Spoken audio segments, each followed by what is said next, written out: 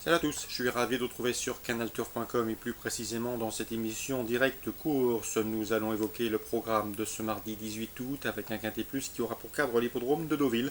Il s'agira du prix de Franceville, un handicap qui s'adresse à des pouliches âgées de 3 ans. Comme souvent dans ce genre de tournoi, des surprises ne sont pas à exclure. Cela dit, j'ai placé en tête de ma sélection le numéro 3, Aleazza, présenté par Philippe Sogor, qui n'est autre que le tenant du titre.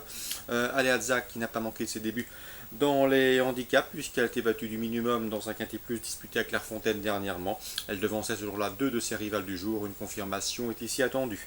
On lui posera le numéro 1 Loline, sa compagne d'entraînement. Loline qui a remporté un quintet plus, le prix des coins, courant juillet sur l'hippodrome de Chantilly. Bien que remontée de 4 kg par le handicapeur suite à ce succès, elle conserve une belle carte à jouer. Attention également au numéro 6, Lunesque, qui avait ouvert son palmarès courant juin sur le compte de Dieppe et qui ensuite a confirmé dans le prix des coins, s'y classant en troisième, une épreuve remportée par la précédente citée.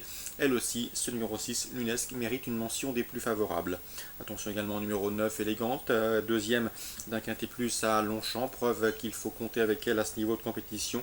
À la faveur d'une course rythmée, cette pouliche dotée d'une bonne pointe de vitesse finale peut inquiéter les précédentes citées. J'ai également retenu le numéro 18, Vizcaya. Certes, un dernier succès a été obtenu dans une épreuve à réclamer. Cela dit, sa troisième place dans un quintet plus à Chantilly, à Vichy, dernièrement, plaît dans sa faveur.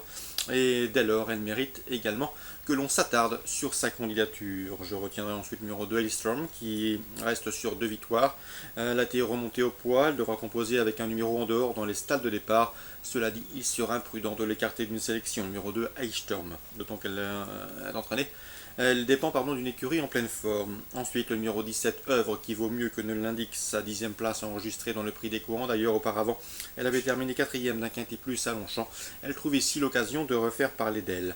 J'ai également retenu le numéro 11, Woulara, qui après un succès obtenu courant avril sur les Ponts de Lisieux a eu plusieurs mois d'absence. Elle a effectué une course de rentrée des plus discrètes à Maison Lafitte. À mon avis, cette course lui a fait du bien. Elle devra accuser des progrès dès lors. Pour ses premiers pas dans le handicap, elle mérite également une note de méfiance. Elle pourrait pourquoi pas venir brouiller les cartes à une cote intéressante. Résumé chiffré pour ce quintet: Deauvillais, le 3, le 1, le 6, devant le 9, le 18, le 2, le 17 et le 11, je répète, 3 à 6, 9, 18 et 2, 17 et 11. Concernant Deauville toujours, dans la première course, j'aime beaucoup le 102 Omar Bradley qui n'a pas manqué ses débuts publics. Il s'est imposé plaisamment sur cette piste début courant juillet. À mon avis, dans ce lot, c'est une nouvelle fois une chance prépondérante. On lui posera le 105 London Protocol qui est à l'évidence proche de sa course, 102 et 105. Dans la troisième, Stay the Night, troisième du pli Cléopâtre, une épreuve estampillée groupe 3. Mérite et crédit, le lot semble à sa portée. Sachez également que le sable ne lui pose aucun problème. Steven Knight a gagné notamment sur la PSF de Pau. Dans ce lot, je pense que la victoire est envisageable pour ce 301. Je vous conseille également le 602 Amisha qui a remporté son unique prestation à ce niveau de compétition, c'est-à-dire celui des réclamés. Et dans ce lot, sa chance saute aux yeux. Le 602 Amisha, résumé chiffré pour Deauville. La première, le 102 avec le 5. La troisième, le 301. Et la sixième, le 602.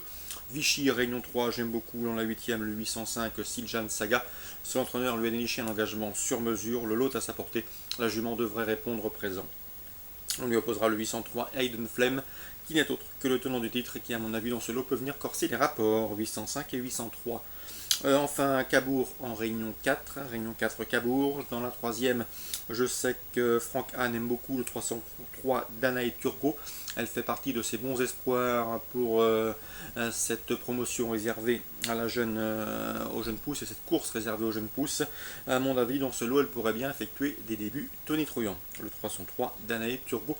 De bons débuts sont attendus dans l'entourage. Attention également au 302. Dans cette épreuve, c'est Deep Purple. Fautive à l'occasion de ses premiers pas publics sur l'hippodrome d'Anguin, où ce jour-là, elle a des circonstances à faire valoir, des excuses à évoquer.